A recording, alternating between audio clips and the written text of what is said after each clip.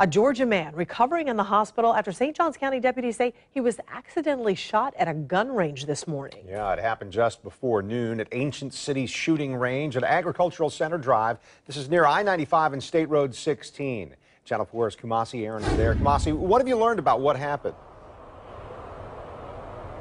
Well, St. Johns County deputies say that this man, 62 years old, was accidentally shot in his lower abdomen in the leg area. St. Johns County Fire Rescue, they were actually the first ones on the scene here at this range, and they told us that this man was behind a target when someone shot him. So here's what we know so far. His name is Aaron Ackland. He's 62 years old, and he's from Darien, Georgia, which is just north of Brunswick.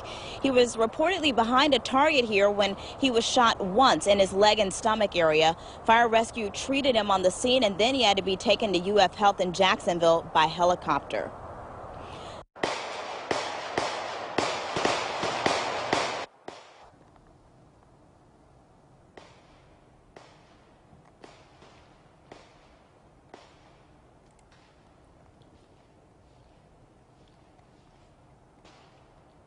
People at the range, but they didn't say how many, and there have been people coming in and out of the range throughout the day. We were able to speak with managers here at the range about what happened.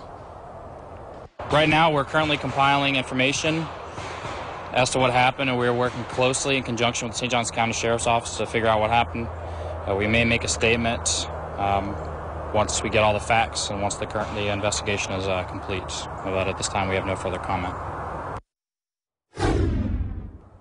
And at this time, Ackland is still in the hospital at last check in stable condition. St. Johns County they've been here throughout the entire afternoon. They are still investigating this, but right now deputies say they do believe this was an accidental shooting.